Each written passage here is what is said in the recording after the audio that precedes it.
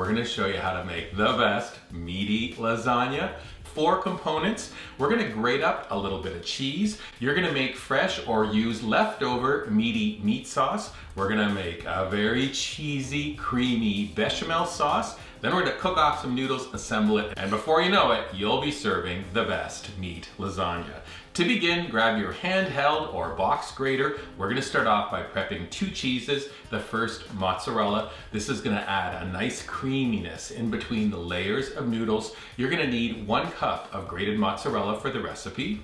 I like to use a handheld grater to grate the second cheese. Parmesan, you can also use Romano. You're gonna need 4 cups of grated Parmesan for the recipe. Next up, let's talk about this meaty meat sauce. You can head to the story at weekendatthecottage.com to click that link for the full recipe, but overall, it's really easy.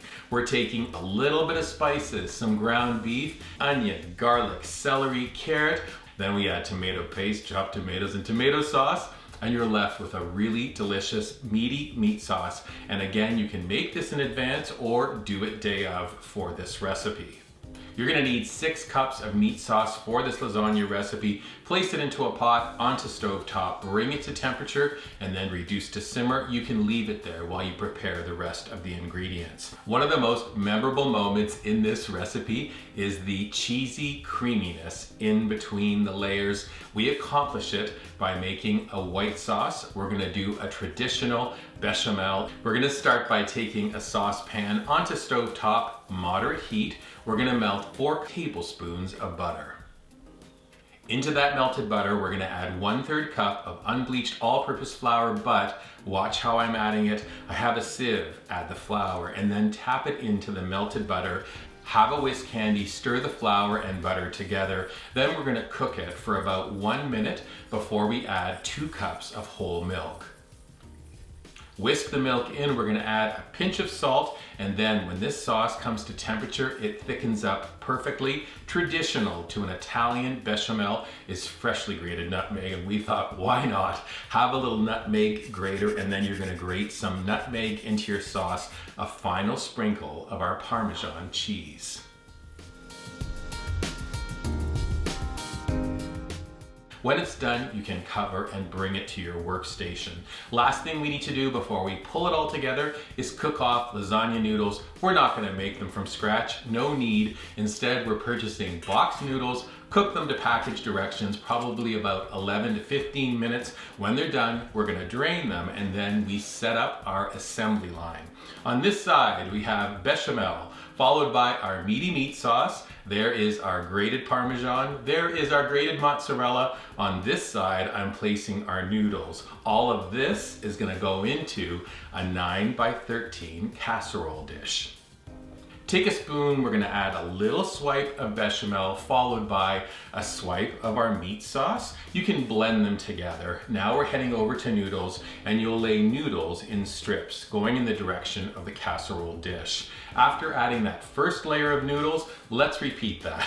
Some bechamel, smear it all the way across the noodles. Then we're gonna continue, add some meat sauce, smear it across the noodles as well. Now let's start adding a bit of cheese, a sprinkle of mozzarella, a sprinkle of Parmesan, and now we repeat with more noodles. You continue a second and third time. On that third time, use up all the mozzarella cheese before you add that final layer of cooked lasagna noodles on the top. You still have a little bit of bechamel, you still have a little bit more of that meat sauce, and then a final sprinkle of Parmesan, kind of like the crowning glory on this glorious meal to come.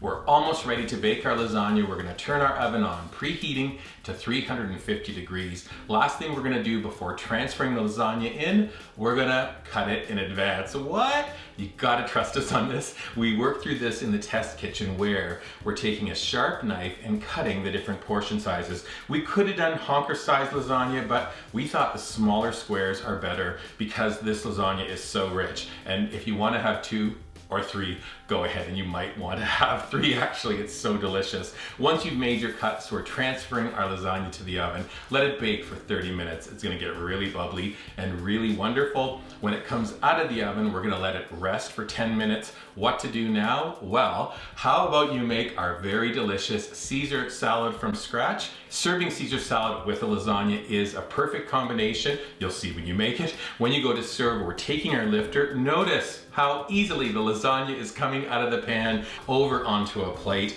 Again, that small size works perfectly. A little garnish if you'd like some chopped parsley. Again, on smaller plates or larger, both will work. You then take your Caesar salad, put a little bit on your plate, some Parmesan and fresh pepper on the salad as well, and you're ready to enjoy. As you dig into it, it's like the way this creaminess between the layers kind of plays out is fantastic. It's all about the flavor. This really is the best lasagna you're gonna see when you make it. After that, come on back and hang out again soon. Lasagna and Caesar, enjoy. The best. Like seriously, oh my gosh.